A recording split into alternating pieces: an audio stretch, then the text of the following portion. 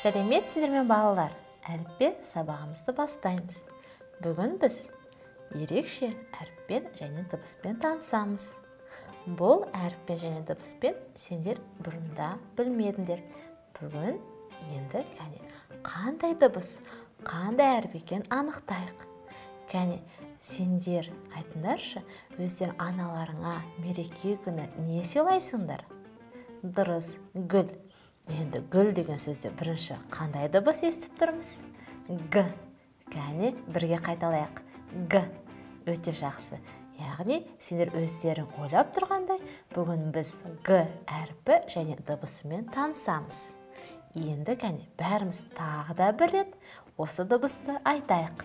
Г. Г. Өте жақсы. Балалар, бұл дыбыс қалай айтылады? Дұрыс айтасыңдар, созылмай, қысқа ғана. Сонда ол қандай дыбыс екен? Г дауыссыз дыбыс. Жақсы. Сондықтан біз оны көк түспен белгілейміз. Г дыбысының таңбалануымен танысайық. Г дыбысының баспа түрі, яғни бас әрпі, кіші әрпі. Кітапта Г әрпі осылай жазылады.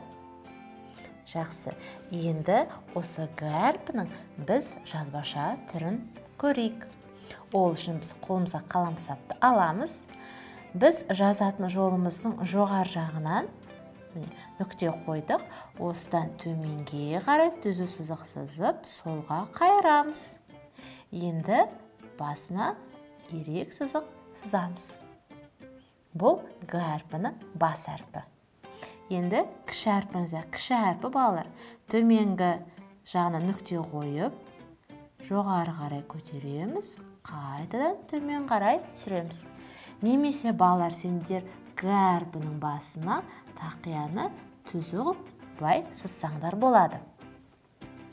Ең басында үйренген кезде қолым жаттығу үшін осылай жазсаңдар дұрыс болады. Г әрпі 2 деген санға ұқсайды. Сендер 2 санын жаза аласыңдар ғой? Жақсы. Яғни біздің бас жағы 2 санына ұқсайды, бірақ біз оңға қарай қайырамыз. Қайттан бас әрпін жазайық, кіші әрпін жазайық. Бас әрпі, кіші әрпі. Тамаша. Енді балар ауаға жазайық. Бірінші бас әрпін жазамыз.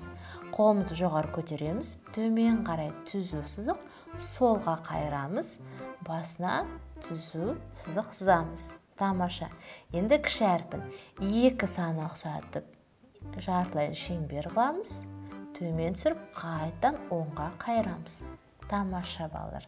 Яғни, сендер енді қолдарын жаттықтырып, осы әріпті дұрыс жазу үшін сендер дәптерлерінің қызыл сызығына дейін әдемілеп бас әрпін және кіші әрпін жазып шығыңдар. Жақсы. Балалар, Г әрпінен басылатын қандай сөздер бар? Ойланып көрейік. Ал, білмейсіңдер ме? Ендеше біз суретке қарап танысайық. Ең бірінші бағана айтқанымдай, ол гүл. Г гүл. Тамаша. Г шеге деген сөзде де Г әрпі бар. Жүгері деген сөзде де Г әрпі бар. Балар, Г әрпі мен дыбысы өздерің байқағандай сөздің басында, сөздің ортасында да кездеседі екен. Енді балалар, осы гүл, шеге, жүгері деген 3 сөзге дыбыстық талдау жасайық. Ол үшін маған көк түсті және қызыл түсті қаламсап керек. Қызыл түсті мен балалармен қандай дыбыстарды белгілеймін? Дұрыс айтасың, дауысты дыбыстар, ал көк түспен дауыссыз дыбыстарды. Тамаша. Бірінші гүл деген сөзде бірінші дыбыс бізде Г. Ол дауыссыз дыбыс, сондықтан көк түспен бояймын. Келесі ол дауысты дыбыс. Гүл дегенде соңында қандай дыбыс естіп тұрмыз балалар? Л. Ол дауыссыз дыбыс. Тамаша.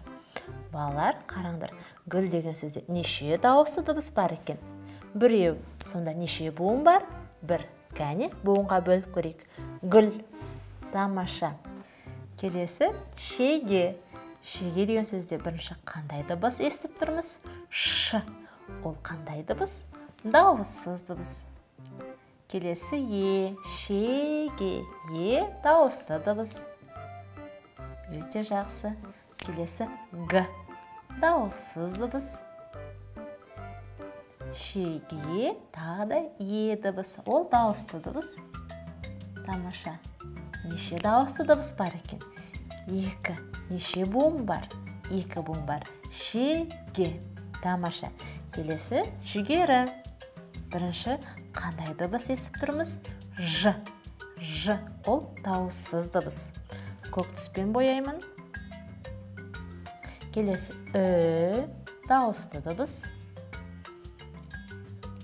Келесі дауыссыз дыбыс. Бүгін біз танысып жатқан, біліп жатқан дыбысымыз және әрпіміз. Келесі жүге, дауысты дыбыс. Еден кейін қандай дыбыс естіп тұрсыңдар балалар? Р. Ол дауыссыз дыбыс. Жүгері, дауысты дыбыс. Енді балалар дауысты дыбыстардың санын санайық. 1, 2, 3. Жүгері деген сөзде неше буын бар екен? 3 буын бар. Тексерейік. Жүгері. Я, дұрыс балалар. 3 буын. Енді балалар, кәне осы сөздермен біз сөйлем құрайық. Біз әріптерден не құраймыз? Сөздерден сөйлем. Тамаша. Гүл. Қандай сөйлем құрасақ болады? Кәне? Ал, дұрыс айтасыңдар. Гүлдердің түсі әртүрлі болады. Немесе мен анама гүл сыйладым. Өте жақсы. Келесі шеге. Я. Менің әкем шеге қақты. Келесі жүгері. Кәне? Жүгері өте пайдалы көкөніс. Жақсы. Енді балалар, біз бұл сөздерін сөйлем құрадық. Сөйлеміміздің бәрі қандай болды? Сұраулы сөйлем бар ма? Жоқ. Ал лепті сөйлем? Жоқ. Мен жай хабарлы сөйлем құрадым.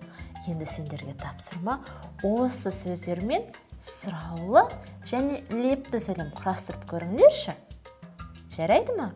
Тамаша. Енді кәне балалар, бүгінгі сабағымызды қорытынды жасайық. Бүгін біз қандай дыбыспен, қандай әріппен таныстық? Г. Ол қандай дыбыс? Дауыссыз дыбыс. Оның жазылуын біз көрдік және жаздық. Жақсы. Г әрпі бар сөздермен таныстық, дыбыстық талдау жасадық. Тамаша. Сендер мен берген тапсырманы орындайды деп үміттенемін. Бүгінгі біздің сабағымыз аяқталды. Сау болыңдар. Келесі сабақта кездескенше. Сендермен бірге болғанмен Айдана Рысбекқызы.